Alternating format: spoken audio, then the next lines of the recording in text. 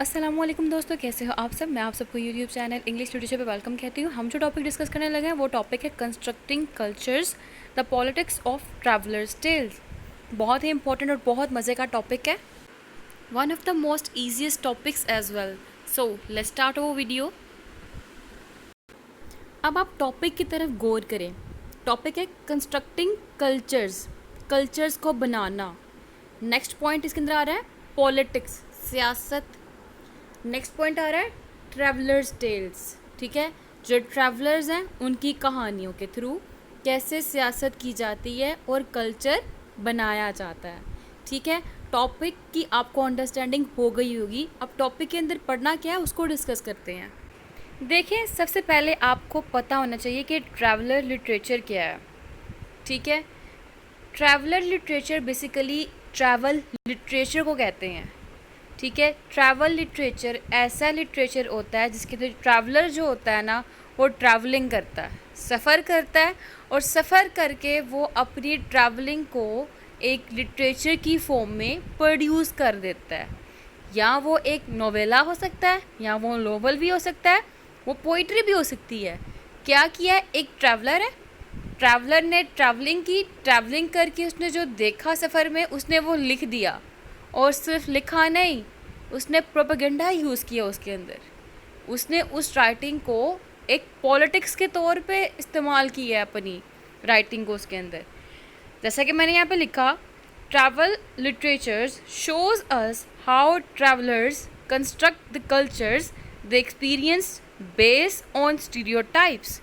Stereotypes की बात आ गई यहाँ पे, पॉलिटिक्स आ गया, बाइस्ड व्यू आ गया उनका, that exist in their own cultures. वो स्टीरियोटाइप्स जो कि उनकी अपने कल्चर में एग्जिस्ट करती हैं ना, वो दूसरों के साथ लिंक करके देखते हैं ट्रैवलर्स। आगे मैं जाके आपको एक बुक की एग्जांपल देने वाली हूँ और आपने हैरान होना कि हाँ वाकई वो बुक रिलेट करती है।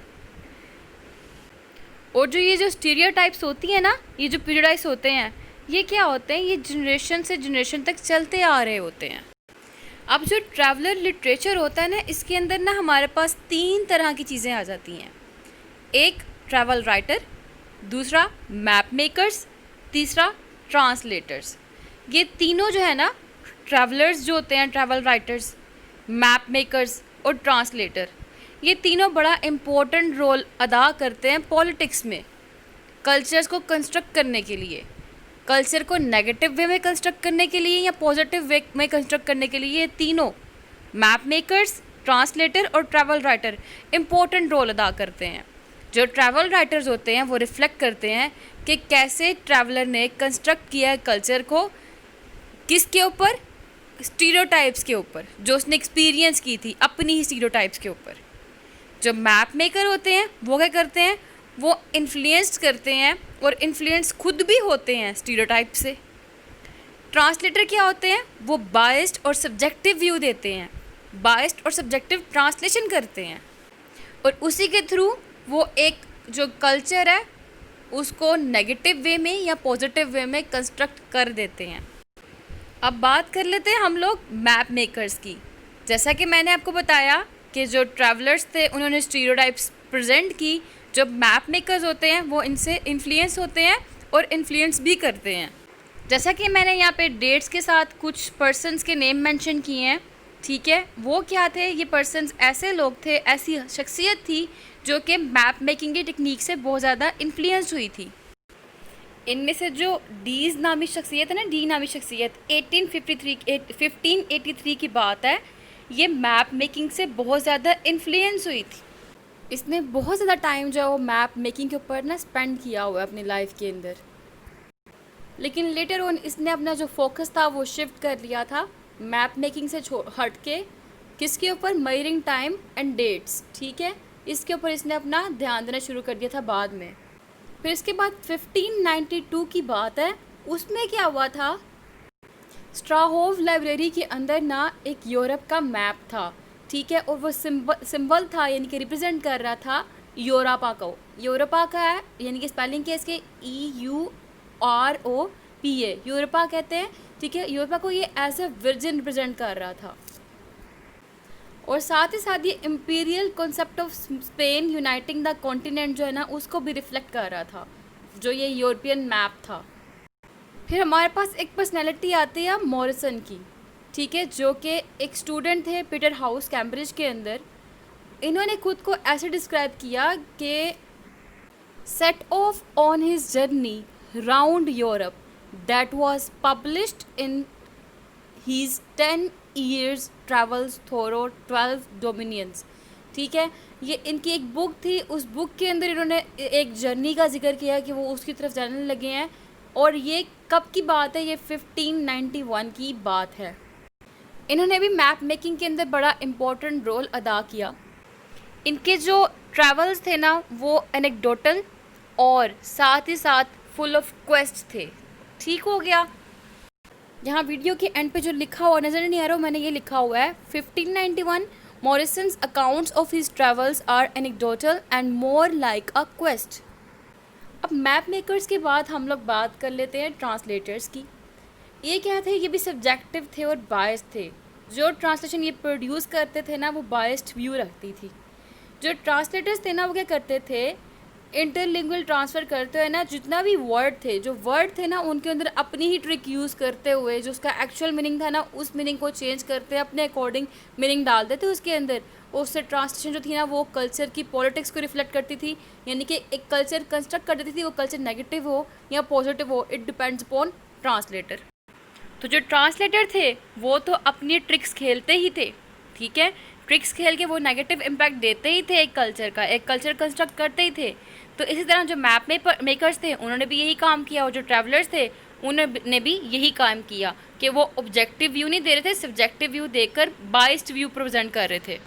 और इसी तरह पॉलिटिक्स खेलते खेलते इन्होंने डिफरेंट कल्चर्स के डिफरेंट व्यूज़ कंस्ट्रक्ट किया है। जैसा कि अब कोई नया लैंड एक्सप्लोर किया गया तो उसको उन्होंने वर्जिन लैंड का नेम दे दिया। उसके लिए सेक्सुअली फिगरेटिव लैंग्वेज यूज़ करते थे ताकि जो idea of penetrating and fertilising है ना इस लैंड का वो इन्हांस कर दिया जाए। इसी तरह अगर हम बात करें, एक वर्क है, ठीक है, ओरिएंटलिज्म, जो कि एडवर्ड सईद ने लिखा है, ठीक है, और वो किसका रिस्पॉन्स है? वो बेसिकली वाइट मैन का रिस्पॉन्स है। वाइट मैन का कहना है कि जो जितने भी स्टीरियोटाइप्स हैं ना वाइट मैन ने रिलेट किए हैं ब्लैक के साथ, उसका रिस्पॉन्स एडवर्ड ने दिया है। वाइट मैन का कहना है कि जो विमेन होती हैं ब्लैक्स की, ये सेक्सुअली ईजी होती हैं, ईजी टू एक्सप्लॉइट होती हैं। ये जो होते हैं जितने भी ब्लैक्स हैं ये लेज़ी होते हैं, आइडल होते हैं, निकम्मे होते हैं, सुस्त होते हैं, इनको कुछ करना ही नहीं होता, ये घर में बैठे रहते हैं, ठीक है। मतलब सारे स्टीरियोटाइप्स उसने मेंशन कर दिए। ठीक हो गया। तो यह किया उसने ट्रैवल किया। ट्रैवल करने के बाद एक टेक्स्ट प्रोड्यूस की ब्रिटिशर्स ने, और टेक्स्ट प्रोड्यूस करके क्या किया? नेगेटिव कल्चर क्रिएट कर दिया। किनका? ब्लैक्स का, ठीक है, ओरिएंट्स का। नेगेटिव कल्चर क्रिएट कर दिया, पॉलिटिक्स खेली ना उसने अपनी, ट्रैवलिंग की, ट्रैवलिंग करके एक बुक लिखी, बुक लिख के उसको नेगेटिव वे में पोर्ट्रे किया। ठीक हो गया। तो जिस बुक का मैं नाम लेने वाली थी वो बुक ओरिएंटलिज्म ही थी, जो कि एडवर्ड सईद ने लिखी थी। आपको पता था ना इस बुक का कि उसने क्या किया, फिर उसने रिस्पॉन्स दिया कि आप जो है ना नेगेटिव कल्चर कंस्ट्रक्ट कर रहे हैं, नेगेटिव जो है ना पिक्चर कंस्ट्रक्ट कर रहे हैं ईस्ट वालों की, ओरिएंट वालों की।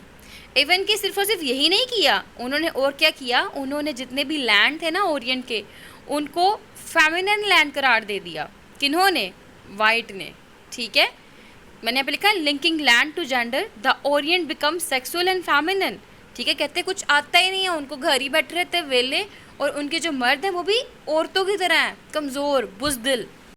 और यही बायस व्यू जो हम लोग मॉरिस के जर्नी में देखने वाले हैं, जो कि उसने 1871 में किया। और कहती है कि जब मैं आयरलैंड गया ना तो उसने क्या कहा कि वो डिसिप्लिन था, वहाँ पे मैस्कुलिनिटी थी, ठीक है, बड़ा, क्योंकि आयरलैंड क्या है, आइसलैंड बेसिकली यूरोप की कंट्री है ना, इसीलिए। लेकिन बिल्कुल उसके अपोज क्या दिखा दिया गया? टर्की। उसने टर्की को सेक्सुअल टर्म में डिफ़ाइन किया, फेमिनाइज्ड टर्म में डिफ़ाइन किया। मतलब क्या था? जो ईस्ट वाले हैं, जो ओरिएंट हैं, वो क्या है? वो नेगेटिव है, और जो वेस्ट वाले हैं, जो ऑक्सीडेंट हैं, वो क्या है? वो पॉजिटिव है। फिर एडवर्ड सईद है, उसने पैलेस्टीनियन अमेरिकन की जो एक रियल इमेज होती है ना ओरिएंट की एज अ अदर, वो एक्सपोज की। उसने कहा नहीं, you are saying wrong, orient जो है ना वो इस तरह के नहीं है, आप पॉलिटिक्स खेल रहे हैं, आप पॉलिटिक्स खेल के एक नेगेटिव कल्चर कंस्ट्रक्ट कर रहे हैं, ठीक है, आप प्रोपेगेंडा कर रहे हैं, प्रोपेगेंडा करके आप लोग ओरिएंट का नेगेटिव इम्पैक्ट डाल रहे हैं, ठीक है। तो ये है बेसिकली पॉलिटिक्स ऑफ कल्चर्स। तो हम कह सकते हैं कि जो ट्रैवल लिटरेचर होता है उसके तो जो मैप मेकर है, जो ट्रैवलर है, जो ट्रांसलेटर है, वो इतने इनोसेंट नहीं होते, ना ही वो जो टेक्स्ट प्रोड्यूस करते हैं वो इनोसेंट होती है, कोई ना कोई प्रोपेगेंडा होता है इनके बीच। जैसा कि हार्ट ऑफ डार्कनेस कॉनरेड ने जर्नी की है, उसने उसने क्या पिक्चर दिखाई है अफ्रीकन्स की, बारबेरिक है, अनसिविलाइज्ड है, ठीक है, इनको खाना नहीं आता, पीना नहीं आता, they have no norms, they have no ethics, उनको बोलना नहीं आता, लैंग्वेज नहीं है, कल्चर नहीं है। यही तो पिक्चर दिखाई है उसने अपनी जर्नी के थ्रू, बताया है कि मैं जर्नी पे निकला, ऐसे ऐसे ऐसे ऐसे हुआ। और ये क्या किया उसने, उसने ये ट्रैवलर बन के ट्रैवलिंग टेल तो लिखी, लेकिन उसने क्या यूज़ की, politics of constructing culture use की, और उसने एक कल्चर कंस्ट्रक्ट कर दिया। गुलिवर्स ट्रैवल्स में भी ऐसा ही हुआ कि उसने एक कल्चर को एक्सपोज कर दिया, ठीक हो गया। तो हम कह सकते हैं कि मैप मेकिंग, ट्रैवलिंग और जो ट्रांसलेटिंग है ना, ये ट्रांसपेरेंट एक्टिविटीज़ तो नहीं है, लेकिन एक हिडन प्रोपेगेंडा है, ये एक एजेंडा है बेसिकली।